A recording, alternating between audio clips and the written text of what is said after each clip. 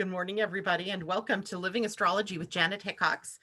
Grab your cup of coffee or your tea, sit back, and let's chat about what is happening in the stars above today.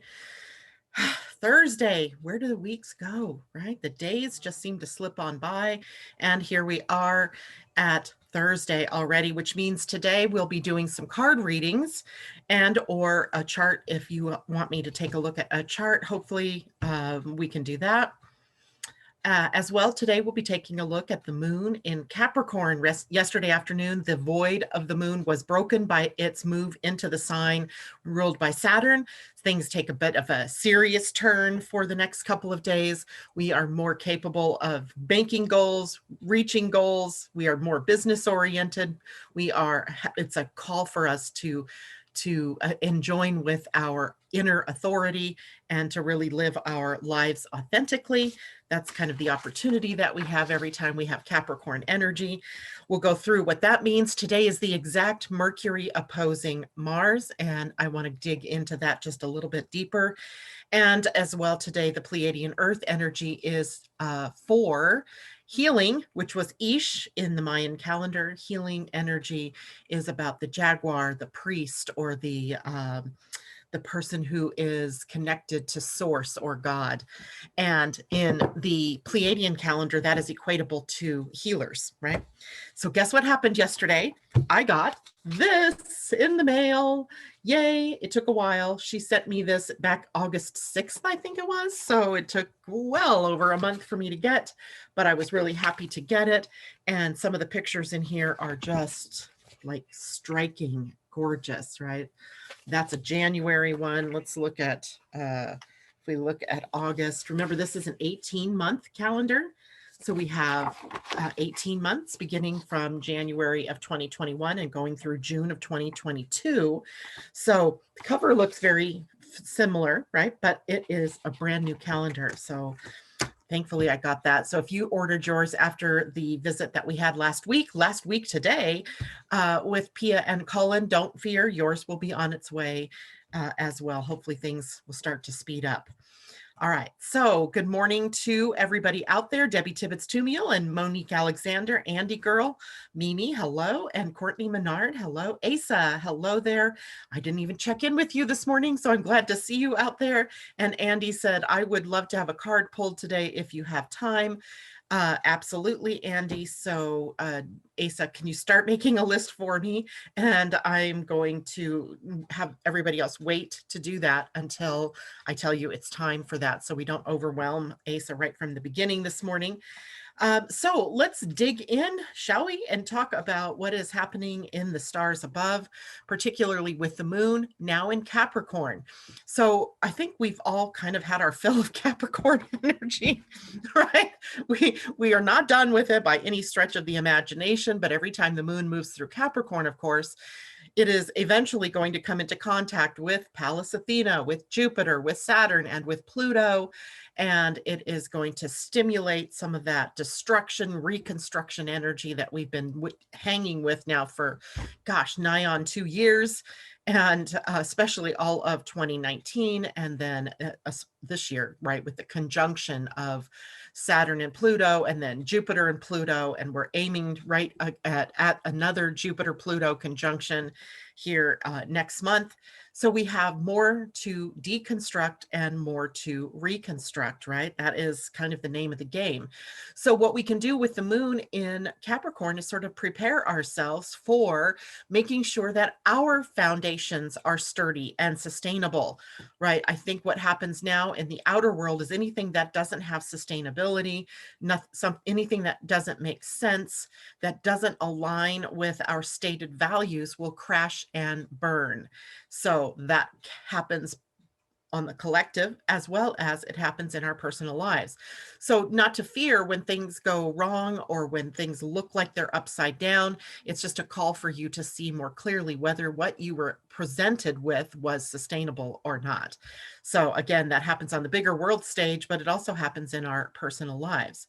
Now, when we look at the transits for the day, there's really only one transit today, so we don't have to deal with those conjunctions yet. Today, we're dealing with a trine to Uranus in Taurus. So we have very practical down to earth energy going back and forth between our liberator Uranus and our moon in Capricorn. So we might be suddenly inspired or be struck with sudden inspiration about something, about how to do something, about a problem, maybe a solution appearing before us that we have not entertained before, right? So be ready for surprises, be ready for the unexpected. As this is a trine, it's likely not something that's going to be as upsetting as other types of connections with Uranus. So this might bring us practical solutions to long-standing problems. Maybe it just light bulb comes on, turns on, you see it, you go, oh, I could have had a V8, right? I like that saying. I could have had a V8.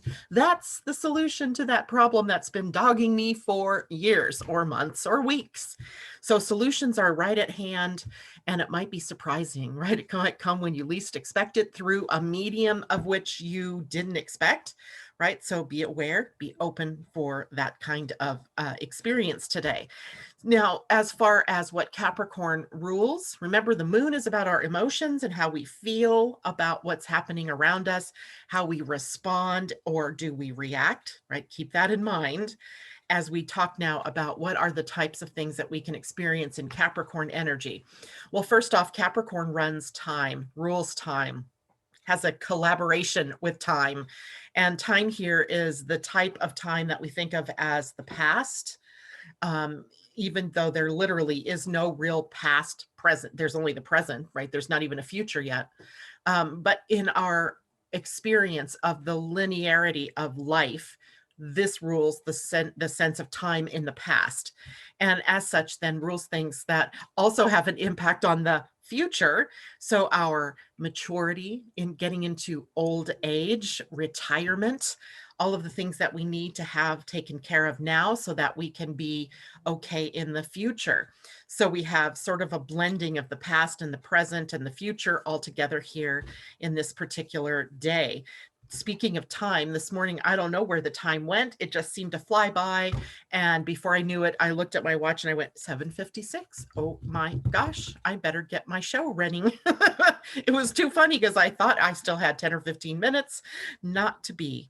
Also in Capricorn, the moon rules responsibility, responsibility. And all of that then it goes to self-discipline, how we maintain our own uh, standards, right? How we maintain our own response to whatever it is that is showing up in our world, how we become an adult, right? An adult. Are we being adult in our way of being, or are we not? And I'm not saying that being an adult is necessarily a good thing either, but it does speak to the maturity principle here. Am I responding to what is happening around me in my relationships, in my work, with integrity, with discipline, and with sort of that feeling of I'm mature in this response that I have to XYZ. Competency and keeping commitments and your public image and your reputation, very important with the moon, also very important in Capricorn. But what you want to watch out for here with the moon in Capricorn is that you're not putting forward a fake front or a fake face, if you will, that you're not trying to be something you're not, because likely with the planet Saturn ruling Capricorn, you're going to be called out on it, right? If you're trying to be something you're not, people are going to notice that it's not authentic. You're going to feel out of sorts. They're going to notice that and not react to you in the way that you want to. So the public image and reputation is always based on your truth in being who you are, living your truth, right? Living your ideals, living from your ethical, moral compass, right? Yours, not someone else's, not even society's, your own. All right. Goals and ambitions, also a part of Capricorn. So if you are in the process of getting ready to do something, build something, create something, having a plan works best. And when the moon is in Capricorn, it's a great time to lay out the goals, the ambitions, set up the steps that you need to use to get to where you want to go, and then to apply work toward that energy. Capricorn is a sign that is not afraid of hard work. So hard work in this, but being able to work hard or work at all is really based on, are you doing what you love? Are you doing what's correct for you? Are you passionate about what you're doing? Right? There are always the things that we have to do that are sort of the drudgery things, like cleaning the house, vacuuming the floor, cleaning the bathroom, all that kind of stuff, right? That have to go to the grocery store, have to do the things, right? Those things are the routine things of life, also covered by an earth sign, but more Virgo-like. Capricorn here, hard work is about the steps to success, right? About getting to where you want to go and doing your due diligence, if you will, spending the time it takes to learn the skill, to master the skill, to demonstrate your mastery outward in the world. So Capricorn helps us build the momentum to success. And literally, it rules success. So our accomplishments and getting recognized for our accomplishments, right? Achieving the goals that you set forth for yourself and being able to say, job well done, right? And earning a bump in your social status, maybe even as people really recognize and value the contribution that you've made to the world or to life in general or to your family, your community, your country, based on the work that you've done, right? Hard work. It is also a very management-oriented sign. Capricorn likes to be the boss. It doesn't like to be the boss because it doesn't want to take orders from others. It likes to be the boss because it feels responsible, right? So we have respect. The person who is working their Capricorn energy correctly commands respect, right? They delegate tasks where appropriate.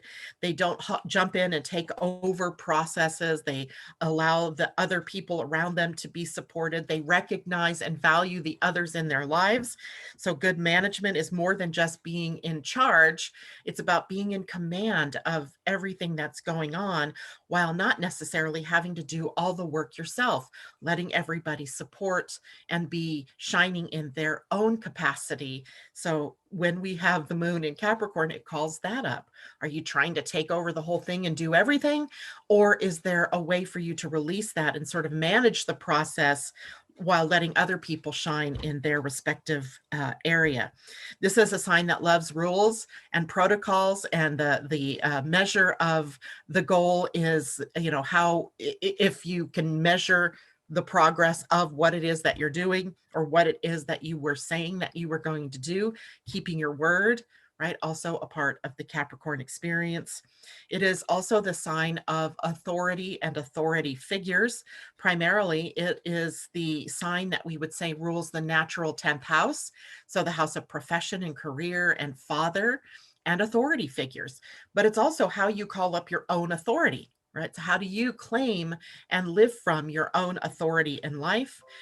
Father's information here, but also the energy of the authority figures that we look up to, right? Who do we look up to in our lives? And then as well, your own reputation as a leader or as a boss, as a manager, and how the world or your employees or your friends or your colleagues look at you in terms of, are you keeping your word? Are you walking your talk? Are you living from those high standards? Are you putting out that everybody else needs to live by high standards, but while you yourself are doing, nothing like what it is that you expect from other people? And that too, being called out during this period of time. So we do have some things to watch out for, because Capricorn, being ruled by Saturn, does have a tendency to be a little stern, can be more rigid, can be more serious, right? Don't be so serious. And you're going to see today when we go through our wisdom stories about the gate 46, where it is the gate that the sun is sitting at right now. That is a gate of delight in the gift, right? We're delight, not serious, right? But sometime today and tomorrow, likely this idea of you're being too serious might come up. So don't be a fuddy-duddy, right? Don't hold everybody back. Don't be the wet washcloth in the whole group of people. Pessimism, also part of this experience here, being inflexible. Also interesting for the times we live in with so much Capricorn energy. The more negative side of Capricorn is being afraid of the new, right? Being afraid to try the new, going in a new direction. So there's that as well. In the body, Capricorn rules the bones, the joints, all of the connective tissues. So issues around arthritis or rheumatism pop up with Capricorn energy, where maybe in your life you've become too stern or too rigid. That might be a source, an underlying source, a spiritual source more of that particular condition. The gallbladder is also a part of Capricorn experience, and gallstones, all that, that pertains to the gallbladder. The knees, right? Those things that ache when you've been running up and down stairs too much.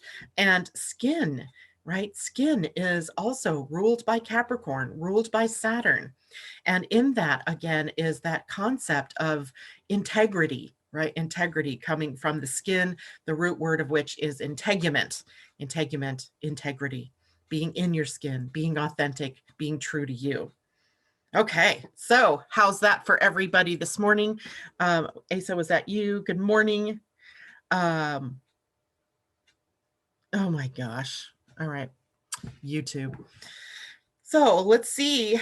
Andy girl, Saturn is 1 degree in Capricorn in my 5th house.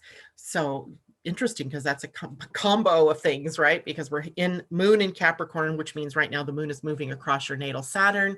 You may feel more lethargic today. You may feel more serious today even, or melancholic. And I just would encourage you to understand that melancholy, or that more lower end of what we might think of as the spectrum of mood, is a time when you are really incubating, if you will, perhaps the next creative energy that will burst out of you after this particular transit is over, perhaps. Now, also Saturn in Capricorn is very empowered because he's in the sign he rules. And that is something for you to pay attention to as well. In the 5th house, remember yesterday we talked about the 5th house was the house of play and joy and playfulness, creativity, childlike enthusiasm, being a grown-up child, that kind of thing. And with Saturn in Capricorn on your 5th house, likely you're very serious and maybe have made less time in your life for play and creativity. So I'm going to encourage you to take this moment to look at your life and see where you can incorporate more of that. Because just because those things are there doesn't mean that you can't have fun, that you can't go on trips and vacations and play and create. It's more that you don't have to worry that you're going to be irresponsible in the doing of that, Andy, because you'll always have that responsibility quotient sitting there. So go ahead, have fun and play. And Asa, I think what you're doing there, you're taking people's names for readings. Okay, J-Lo, we'll do. Okay, Sylvester, good morning to you. Sending love and positive vibes to all. I love it when you do that. Courtney, my natal sun in Cancer is in the 10th house. How would that be interpreted with a Saturn Capricorn? So your natal sun is in Cancer. So you are naturally protective. You're naturally sort of that mothering energy on the 10th house. How can you use that nurturing, mothering energy in a way that supports society or in some way empowers others? Now, Saturn here might find that you have a lot of duties or responsibilities to family as well. We're going to talk a little bit about that in just a minute, because you have to really take a look, Courtney, at are those responsibilities true or not? Right? Are you operating out of a fear that you're going to fail in your responsibilities to your family? Now, if you certainly have young children, and I think you've just moved, so you're setting up a new household, all of that stuff puts some responsibility on your shoulder, but it doesn't mean that you have to bear the full brunt of everything out there. So there you have it, right? Pauline, hello, good morning to you. Adrienne, good morning. And J-Lo says, my Pluto is square to the natal moon in the 5th. Also, universe put me at the beach today. Yes, that's a great thing. The universe put you at the beach to have some fun, to absorb some negative ions, to maybe balance out some of those highly charged particles that are, we sometimes store in our bodies. So a beach is always a great place to balance those charges that build up. It's the positive charges in the atmosphere build up. That's what lightning is all about. When there's, more water moving over or more water vapor, there are more negatively charged ions. They come together and boom, we have lightning and we have thunder. And today we're supposed to have lightning and thunder here, which is kind of odd. We hardly ever get that. Anyway, good morning to Adrienne, if I didn't say that already. And let's go over to what I wanted to talk about in terms of Mars and Mercury today. So yesterday we talked about the opposition, and an opposition 180-degree an opposition. So they're in exact opposing positions. So we have Mercury in the final degrees of Libra, and we have Mars in the final degrees of Aries. Aries and Libra form an axis that we call the love and war axis. And it's always the masculine, feminine, but they're pulling in different directions. But this is an energy then today that brings up two important planets into those positions. One about the mind, right? The mind and our communication. So how we speak to one another and what are we thinking about? And are those thoughts and those words coming out through Martian types of ways, which might be in impulsivity, might be in stabbing people in the back with your words, and or anger or upset, agitation, irritation, all of these kinds of things. They're pulling in opposite directions. Inside, we may interpret that as nervousness or nervous energy. We may also feel pressure within us to do something, to say something, and it may not be appropriate for us to do so. So again, here's where human design comes to the rescue. The rescue here would be if you have an open throat, meaning the throat center in your chart would be white. If you have an open throat, you are not designed to speak without an invitation to do so. So watching your words, right? Allowing that just to sit with you until somebody calls you out and says, I want to know what you think. I want to know what your opinion is. Then you can be the source of words, but I would also advise then that the words be very much with love, right? And with respect and honing in sort of on the energy of peace through your words. Otherwise, what you say may come out as, those verbal sort of gunslinging types of words. So we may feel the pressure then to react versus responding to whatever impulse there is in the world around us. So we want to be very careful.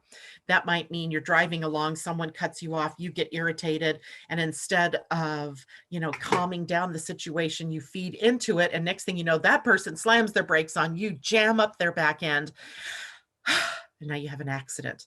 Remember, accidents, metal, cuts, burns, all of that possible when we nod off or when we get fed into the irritation, the conflict by these particular types of transits. So be very aware that you stay ahead of that. You stay out of that. You do some exercise. You do some meditation, you do some prayer work, you go out in nature, you do things that are self-soothing. You can't see it, but I have candles burning in here today because I think I needed to burn off the energy of the old. I just had that feeling this morning. So let's see if I do that. Can you see the candle on my dresser? Yes, there you go. And it happens to be a cinnamon apple. Perfect for fall, right? Cinnamon and apple, or pumpkin and apple, not cinnamon and apple. And anyway, doing what you can to change up the energy in the room, in your interaction with someone. And sometimes that might mean just walking away, right? Is this a battle that you really need to engage in? Or is this one that is a losing battle, right? Sometimes you just don't need to get drawn into those verbal sparring events between people. So doing what you can to stay away. Now, I wanted to look at where these planets were through your human design, because that gives us a little bit more access to information. And when we look at Mercury, Mercury is sitting at the gate 50. If you tuned in last evening to Angel Heart Radio, you heard me talk about the spleen and all of the different gates on the spleen that have a counter representation of fear. So they have a paralysis energy to each one of them. And the paralysis comes about from fear, the fear of not being good enough, of not knowing enough, of authority, of all kinds of different things. So the gate 50 is one of the gates of the spleen. And the fear here is about taking on too much responsibility, not being responsible enough, or fearing that you are going to fail in being responsible to the people in your life. So Courtney, when you asked that question, it made me think about that particular placement, right? That the gate 50 often fears that they are going to fail somehow in their responsibility to their family, to their friends, to their community, to their workplace. And so they overwork themselves trying to keep in a line with what they feel is their responsibility. Now, sometimes that might be true. Maybe they do have a responsibility to these people in their life. Other times it might be that they really don't. So we have to look at what are we really responsible for? And that always reminds me of Byron Katie's words. Is it my business, God's business, or your business? Right? So if it isn't your business, stay out of it today. Stay out of it. Now, the basis of the gate 50, where Mercury is sitting, is really about values. It falls onto the feminine side of the tribal circuitry. And I know that might be new words to some of you out there. Let me see if I can show a chart, because I did do one this morning. I just have to remember where I put it. Might be in downloads. There.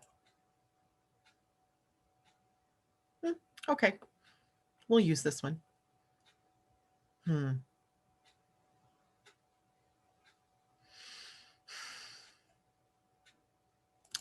I don't want to use that one.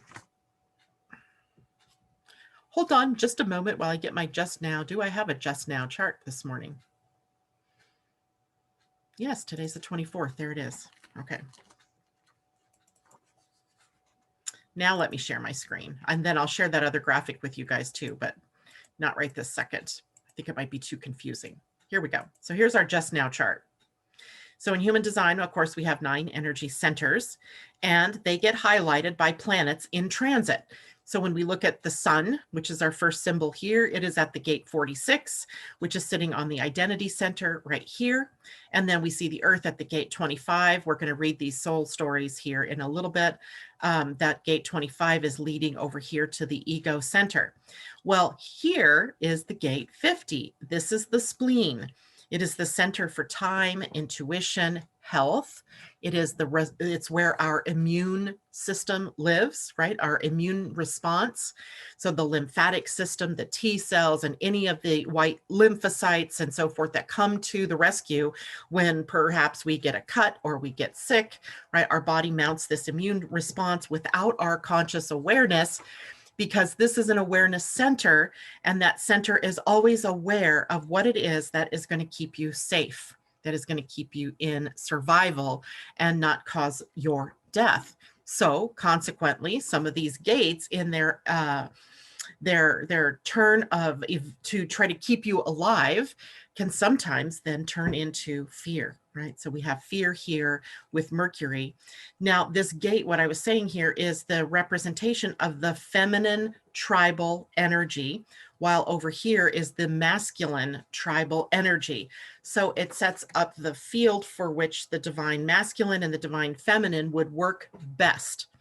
And what we see here with the gate 50 is that it is up to the divine feminine to relate the values of the tribe, to hold up the laws of the tribe, right? To name the laws of the tribe. It is the divine feminine who says the kids need food, right? We have to pay the electric bill. We have to teach our children. We have to make sure that they are clothed, that they are supported, that they're educated, and that they have doctors to go to and healthcare. So it is the divine feminine's role to set the values by which a tribe, a family, a community, or a nation would live by. Kind of upside down from the way that we have somehow allowed the patriarchy or the masculine to take on that role. The actual role of the masculine over here on the other side, which is not involved in the spleen energies, is about the survival of the tribe through procreation, right? Making children, sex, right? Sex leading to children. And then the protection of the tribe, right? The masculine built for protection, for providing that what it is that the divine feminine has decided is what will support the tribe. So they're the hunters. They're often the ones that go in our original way of thinking. It was the masculine that went off to work, and the women or the feminine raised the children, educated the children, got involved in the schools and in the kids' lives. So those were the more traditional roles. And it's even the signature of that kind of living is in our human design. Not to say that women can't go to work or that's not about that, but it's the feminine energy that really relates to the core values of how a tribe will work and the laws that are going to support that. And then the education of the children to make sure they are all aware of how the society works, of how the community works, of what the rules are, and the educating of the children so that they can then go out into the world and be whoever it is that they're here to be. So it's not about gender roles as much as it is about the bigger energy behind this. And the gate 50 then is where the values of the tribe begin. This is where the laws are laid down at, if you, as it were, right? The rules of the family or the rules of the nation, etc. And then it leads over here to the gate 27, which is the nurturing aspect. This is where mothering energy meets up with the actual role that is committed by the divine feminine in the actual feeding, clothing, teaching of the kids. So it's really profound energy. And I think it's sometimes lost on us that this is actually something that is there in our design as humans to support our children, to grow them up, right? And then to let them go on their own, to then wash, rinse, and repeat, right? They grow up their children and they do the same thing, teach, feed, and clothe. So this energy can sometimes get corrupted. So the fear here in this energy is that somehow I'm not going to do right by my family, or I'm not going to be able to handle the laying down of the laws, or that kind of thing. So I'm going to overprotect. I'm going to smother. I'm going to get overly involved in other people's lives, because if I don't, they're going to fail, and it's going to be all my fault. Right? So there's a lot of guilt that comes up in this particular gate. Now Mercury is sitting at that gate, triggering this for us. In the Gene Keys, Richard Rudd calls this the shadow of corruption. And corruption, not like, corrupt politicians or corrupt bankers or anything like that, but corruption in that there's a misreading of the code, right? That we've misread the code, and that the code has an error in it. In our own bodies, when our DNA, when our cells divide, there's a copy of the DNA that goes from one cell to the other. It is the job of RNA to read the code and to come in and fix the code if something got corrupted in the code, right? So when in the splitting, at times there's something, it might be from a toxin in the environment or aging processes. Sometimes those codes get corrupted and RNA fixes the code. Well, sometimes in our own lives, we get corrupted, right? We misread the messages, right? We misread the messages, and the fear then here is all about, or the shadow energy is about keeping that corrupted message dividing and being moved on to our progeny instead of the correct code. Now, the way this might play out, for example, is I told you that a lot of the energies that we have been experiencing this year are relatable to the time of the Dark Ages, where literally just before the Dark Ages was when the Code of Hammurabi was brought down, the King Hammurabi, who developed these laws for social order, and they were based on equality. So the laws were equally enacted across all of the levels of society. That was the intention of the law. Now, if you look at the spirit of that law, the spirit of those rules, those traditions that the divine feminine would be responsible for bringing down, those very laws and rules got corrupted with the overtaking of the divine feminine by the divine masculine. And so then we have this corrupted information now that is being led down the line. So we're in the process of course correcting that, right? We're bringing back this idea of the correct message, our correct values being transcribed correctly so that we are all living in an equal society. I hope that makes sense. That's sort of that bigger picture that these planets that they symbolize in the bigger picture. So, okay. Any questions about that? Asa, if people are screaming at me about that, let me know. Okay, so no other questions about that right now, but certainly if you have questions, you can bring that up. And then not to be forgetting all about Mars. Mars is actually sitting in the sacral center at the gate 3. And the gate 3 is an energy that is bringing chaos to the picture, right? Chaos while we're in the process of changing, while we're in the process of mutation. There's always chaos or Yeah, chaos is the best word I guess I can come up with. In the beginning. And in fact, in the I Ching, that particular gate is called trouble in the beginning, right? There's always when we launch a new project, when we're trying to get something changed, there's always that time in the very beginning that's uncertain, that we're putting forth new energy, and then nobody likes it, and we have to, try it on for size and live with it a bit before we can actually, embrace it. So we are in that time period right now. Mars bringing up the energy of the third gate of transmutation, but we're at the chaos, right? We're at the chaotic beginning of that stage. So, of course, right? Everything new that's happening, our new reality has not been greeted with open arms by everybody, for sure. And we are in the process of working through how it is that we are going to adapt to a new reality, right?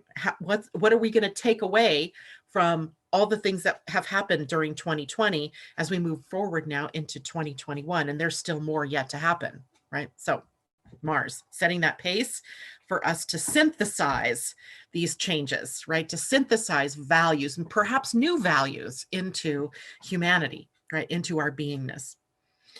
Okay. I'm going to go look for comments, see if there's any questions. Puffing Pixie, is it still possible to get a card, or are there too many already? I do not know.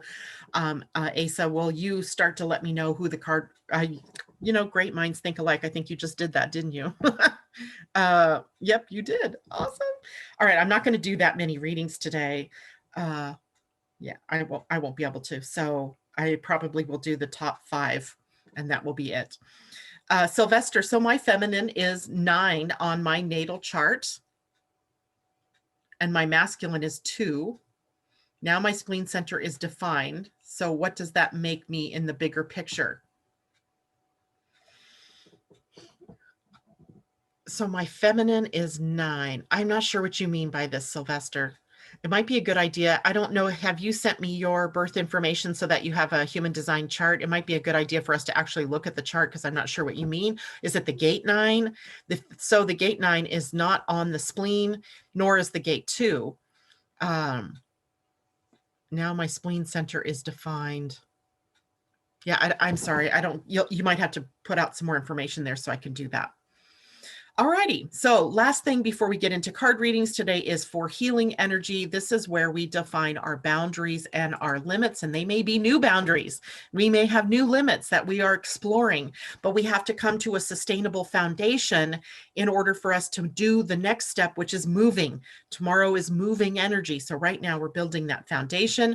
So today is a day for practical stability, for providing stability, for creating and building that stable foundation. And then we have the earth energy today, which is healing energy, Ish in the Mayan calendar. It is all about healing energy and being a healer, and how we are relatively easily engaged in healing when we choose to work with ourselves first. And it's also a caution that if you are a healer, if you are going out into the world to say that you are a healer, to make sure that you are clean as a healer yourself first, right? That you have done your work to clear your field so that you're not projecting onto others what's going on with you. That's a different thing than using your own intuition, your own body wisdom to sense what's going on with someone else. All right. So that's our day today. Tomorrow we'll move into faster moving energy. So today we may find ourselves sort of at a plateau and not necessarily moving ahead, but that is correct for us in the process of building a stronger foundation. Hope that makes sense. Okay, so now let's move that out of my way. And Asa, let's prepare. Card readings, Andy Girl, my pick. All right, Miss Andy Girl. I feel like Galactic Heritage for you. Galactic Heritage, this is the deck by Lissa Royal Holt, right? And it is out of this world. Funny. Out of this world. Okay, so.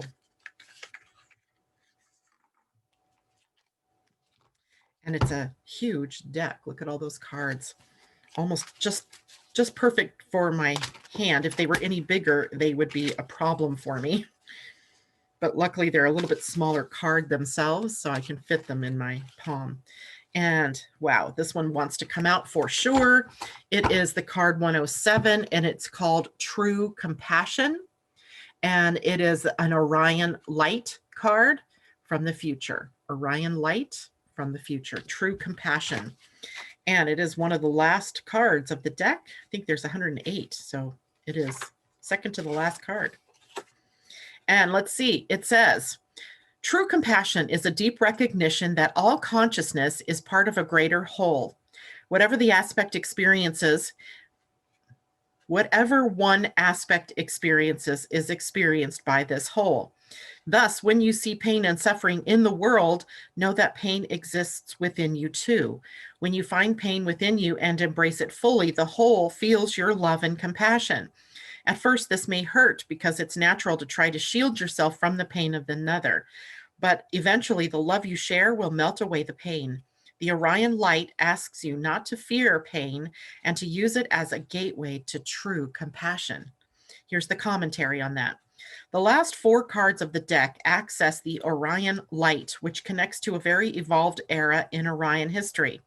Within the Orion system, where polarity was at its deepest, the concept of oneness or unity was something incomprehensible. But once the Orions made their transformation with help from an awakened master, they realized that every person in their reality, even those who were previously feared or despised, is actually just an aspect of themselves. As the species consciousness transformed, true compassion was born. The ability to see every other being in creation as an aspect of the one, and to care for and love others as you would the Creator himself. With the new awareness, separation could no longer be maintained, hearts opened, and a rapid transformation of the Orion people began. Eventually, the same will happen on Earth. If you pulled this card, the meaning depends on your circumstances. It may be a subtle message to develop your compassion more, not from a philosophical perspective, but from a transformational one, in which your perspective changes from separation to oneness. Conversely, the card may be acknowledging your progress. If so, congratulations. Also remember that compassion is necessary toward the self. Often we are the most hurtful to ourselves, judging or punishing ourselves for perceived flaws. In order to transcend polarity and awakening, this self-judgment must stop. Trust yourself with the same kindness you would any other living being in creation. If you truly embrace the concept of unity, then you cannot omit yourself from the equation. So true. All right, Andy girl, that was for you. And let's see who was next after that. Debbie Tibbetts Tumiel. Let's see. You usually ask for a wisdom of the oracle card, but today you're going to get a card from the dog pack. The dog pack, right? The dogs, since you're going to be surrounded by dogs here shortly. You're 3 plus Rita's. It's going to be a fun household. All right. So the dog pack, this is for you, Debbie. And I haven't used these cards in a bit, so I got to loosen them up. And Dalmatian. That's a big dog. Dalmatian, look at that face. And underneath Dalmatian, it says forgiveness. Forgiveness. And let's see here. Dalmatian. This is a time of mental stimulation. Being physically active will help you relieve stress and move forward. Because you are so intelligent and have such a good memory, you remember everything, especially times when you were wronged. Being very sensitive, you have a tendency to take things personally.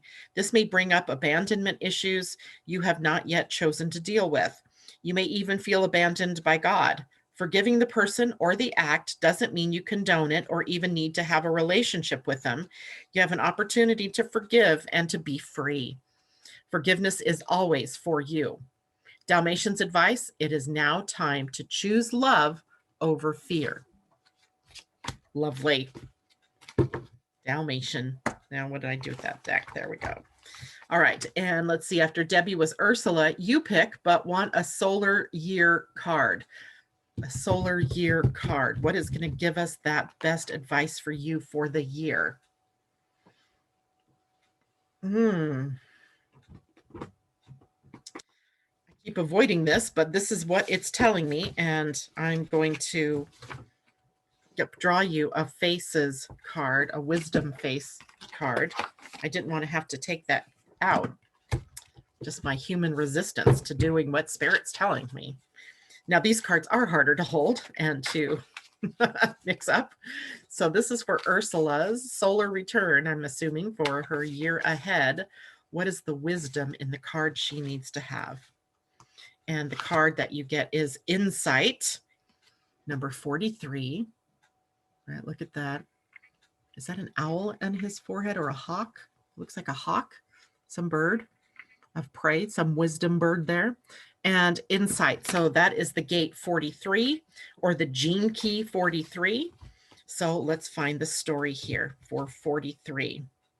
Now, remember, this is based on human design and the gene key. So there's the level of shadow and the gift and the highest expression or siddhi. The shadow is deafness, the gift is insight, and the siddhi is epiphany. Every human being is born to be a rebel in the sense of filling a space in the world that cannot be duplicated by another. Here's the wisdom story for you, Ursula. I worried a lot as a kid. My mind spun with speculations about the bad things that could happen and how I could avoid them. My more sturdy brothers teased me for being such an emotional wimp. At school, I was called the brain. I felt different and weird and wanted to so badly to fit in, to feel secure and be successful. Ironically, my ability to anticipate problems made me a great programmer. No one could find and fix bugs like I could. Suddenly, it was cool to be a nerd. As a young man, I had wealth and independence. Thrilled I could finally compete with my brothers, I dominated the conversation during family visits, talking endlessly about my successes at work. Deaf to their contributions, I showed off my latest gadgets, gave unasked for technological advice, and blurted out inappropriate comments about how big my abs were after hiring a personal trainer. I was too busy winning their approval to notice what a pain I was or how deeply I envied their relationships. Then I'd go home and pull out my feel-good technology. I'd play video games, watch TV, and surf multiple dating sites at the same time. Obsessed with freeing up my time to be more productive, I learned to operate my stereo, TV, computer, car, solar panels, and sauna all from my phone. But instead of freeing up my time, technology swallowed it whole. Eek. Um, that's when I had a breakthrough insight. Nothing I did, used, or accumulated would ever make me feel more comfortable in my own skin or like I truly belonged in this world. In one fell swoop, I canceled all of my subscriptions and threw my TV and gadgets in the closet, and I got quiet, really quiet. All I did was listen, at first to the noise in my own head, then to the sounds of my home, then to the birds in my backyard. Slowly, I brought back technology, first the music, then the podcasts, touching ones with stories about real people who suffered and prevailed. That's when I received the insight that would change the course of my life. I'd create a radio show for and in honor of the people who felt like me. I'd call it The Outcast. That was just the beginning. My gift to you. I am here to invite out the rebel in you, the poet, the lover, the mad scientist, the revolutionary. There is something only you can do, something your entire life has prepared you for. It is time to take a risk, to shake up a system. You may make waves. That's okay. Whatever you do, stop listening to the status quo. This is not about venting or blaming. This is about being creative and being open to love. You don't have to know where exactly you're headed or why in order to trust your inner voice. As you courageously forge a new pathway, don't be surprised if your timing gets better and breakthrough insights come your way. Dare to be who you are, and you will ignite the creative rebel in others wherever you go. So some questions for contemplation, Ursula, and maybe for others as well, since we're all in this together. What are you worried most about these days? Do you obsess over your worries or drown them out with busyness, outer noise, or your own talking? Do you ever feel misunderstood or like a misfit? How might your need to self protect be deafening you to others? What might you do differently if you weren't afraid of being different? Have you ever had a deep insight or epiphany? What was it? Track your worry throughout the day and watch it shape shift. Wow, that's a great solar card, I think. All right, Ursula, there you go. And let's see who was after Ursula. 1, 2, 3. She was 3. J-Lo, you pick. All right, J-Lo. Actually, I may get to all of those. Let's do that. J-Lo, J-Lo, J-Lo. I'm getting spirit animal for you, Miss J-Lo.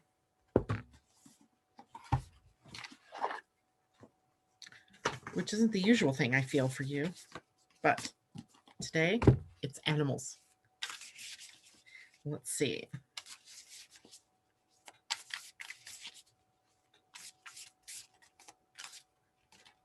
Ah, wolf spirit. I can see this for you. Turn knowledge into wisdom. It is card number 67, which is a 13 and a 4. Wolf spirit, turn knowledge into wisdom. And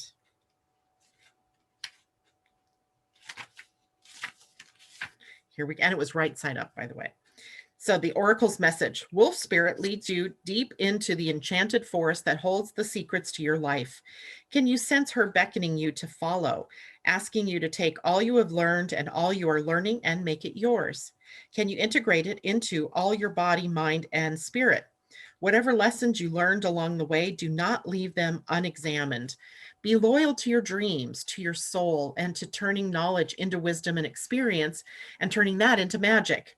You are the one you have been waiting for. Be still and know that the sound of your heart beats in harmony with the whole world. The appearance of wolf spirit is an auspicious omen that says you are truly in alignment with your destiny. So if you've been asking that question, that's a pretty powerful answer to it, J-Lo. All right, Pauline wants a galactic card. Oh, I totally missed Amanda. I apologize. So Amanda J, let's get yours, a galactic. So Pauline and I will do yours right after Amanda J. Sorry about that. You're not invisible, Amanda, I promise. Okay, so a galactic card, ooh, for Amanda, jumped right out at you, and it is the Pulse of Life from the Galactic Core. It's a parallel, maybe a parallel universe to us. Card number 2, issues of duality, polarity. Let's see what that means for you. Pulse of Life. Oops. I don't think we've had this card before either. All right, so the galactic core, like a great galactic clock, the galaxy's core calibrates the rhythm of the evolution of consciousness through its wave emissions. Ancient civilizations such as the Maya were fully connected to it and were able to plot a galactic calendar using this wisdom. All life, including you, can feel this pulse from the core, looking out into the night sky, or look out into the night sky and connect with the dark spot in the Milky Way.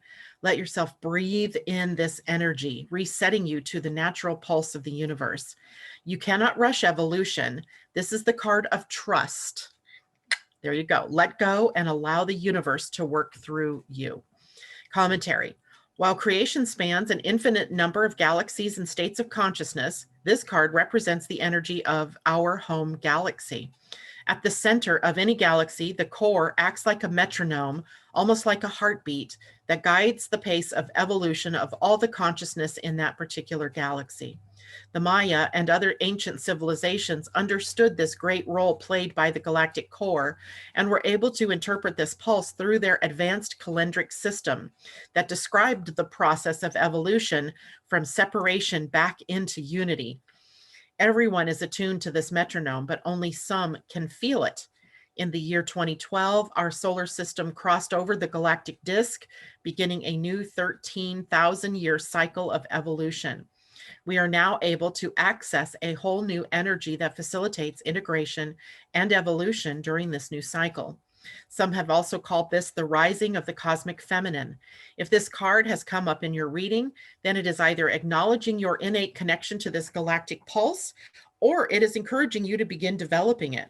When you do this, the cosmic plan unfolds within you, and it becomes so much easier to connect with the higher self and flow with the natural current of your life instead of trying to manipulate events with the ego personality.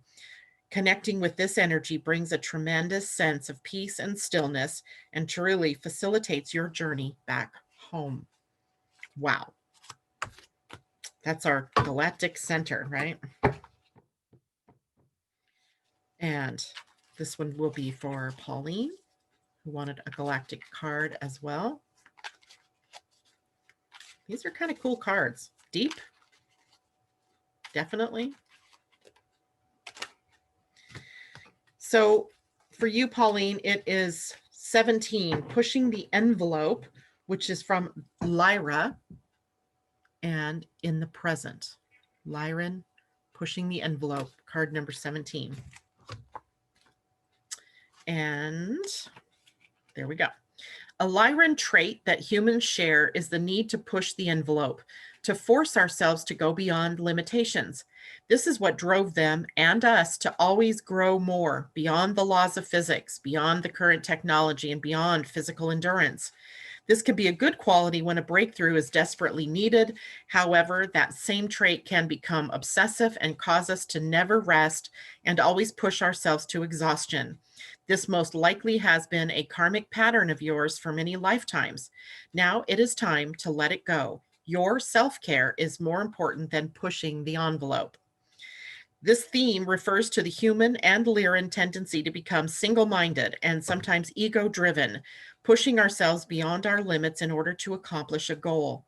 While this can at times be an admirable quality, it can also severely hamper our evolution and keep us stuck in actions driven by ego.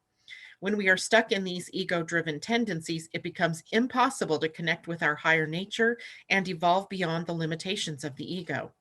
On the other hand, this card may be giving you a message to push yourself harder when you are afraid, thus acting as encouragement for you. Do you tend to give up your goals too easily? If so, this card may be encouraging you to focus, trust, and keep going. It may also be giving you a message that you can learn and grow quite a bit by going beyond your perceived limitations. Only by looking at the surrounding cards, meaning the people whose cards we've already read, only by looking at the surrounding cards and looking honestly within yourself can you ascertain the meaning of this enigmatic card and apply it to your life. This was a major lesson for the Lyrans during this phase of their development, when to push harder and when to let go. Ultimately, when faced with species evolution, it is a delicate balance. Eventually, however, consciousness transcendence happens at the point of surrender. This is a lesson Earth humans are currently facing on the personal and planetary levels. Yes, indeed, we are. All right, so after Pauline, Puffing Pixie, Puffing Pixie, Puffing Pixie, Angels. Emily, right? Is that who you are? Emily K? Puffing Pixie? Let's see here.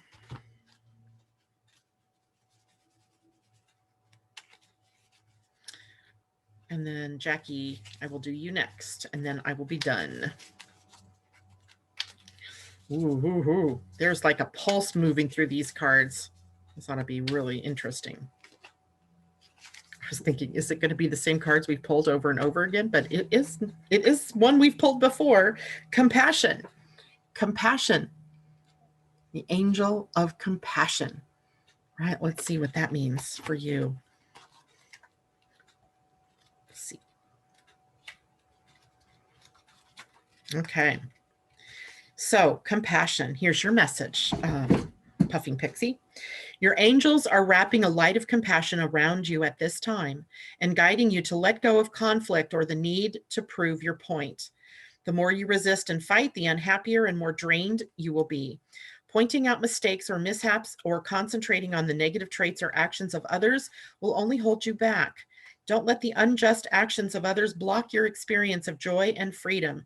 Take time to review where in your life you may be feeling held back or even consumed by frustration and anger, and ask your angels to shine their light upon you and the situation. Here's your extended message. Changing how you see yourself will help change how others see you. Angels are surrounding you at this time and encouraging you to see yourself through their loving and holy eyes.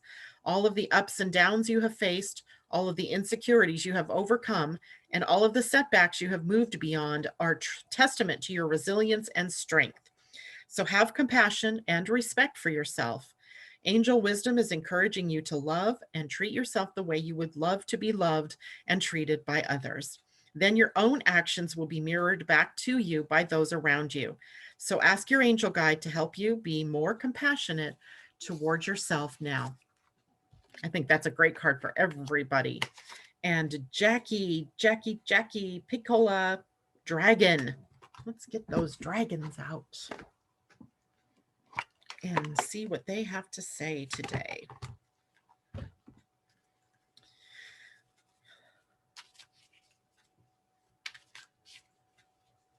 Okay, so we have this for Jackie. Dark blue galactic dragon helps you listen to the voice of the universe, ignite the codes of your master blueprint, access cosmic wisdom, and enter higher service. The dark blue galactic dragon. Gorgeous, isn't he? Or she? Let's see what this is all about. Dark blue galactic dragon. I think that's a new one for us too. I don't believe I've seen that one before. And ooh, is that a ninth dimension dragon? Dark blue galactic dragon is a ninth dimensional dragon on page 104. This is going to be some high wisdom for us here. So about this dragon, these dragons shimmer with golden sparkles of cosmic wisdom, for they harness the light of the stars, planets, and constellations. When we are ready, they touch us with this light, enabling us to embody the illumined energy and wisdom they contain. While many of us are now able to attune to the ninth dimension, it is still an awesome light filled with joy, love, and wisdom beyond our current comprehension. Dark blue galactic dragons can send bursts of this cosmic searchlight through us to ignite the hidden codes of our master blueprint, the seventh dimensional light of our soul, so that we can listen to the voice of the universe. Remember, our soul must be at least seventh dimensional for us to receive permission to incarnate on Earth. So you're already there. Guidance. Your soul journey has taken you to the stars and beyond. The dark blue galactic dragons now invite you to communicate with the masters of the universe, the Intergalactic Council, where you can contribute your energy for the smooth ascension of the planet. It is time to listen and serve. Ask the wondrous dragon who has come to you to tune you in to the Intergalactic Council, where you will be offered the honor of petitioning the council. Decide whether your petition is for the welfare of animals or humanity, or to assist the ascension of the planet. Then ask the dragon to take you to the council to present your petition. Dark blue galactic dragons will also instruct you during meditation or sleep. This will enable you to serve in a galactic capacity and will hugely expand your energy fields. Oof. Dark blue galactic dragon. Perfect. Perfect. All right. Asa, did I get everybody that asked in your list? I think I did. Jackie, Puffing Pixie, Pauline, J-Lo, Amanda J, Ursula, Debbie, Andy Girl. Yes. Okay. Well, perfect. That's it for me today then. I will see you all tomorrow. It's Friday tomorrow. We'll be talking about the weekend, and get ready because the weekend might be some fun. All right. We'll talk to you later. Bye.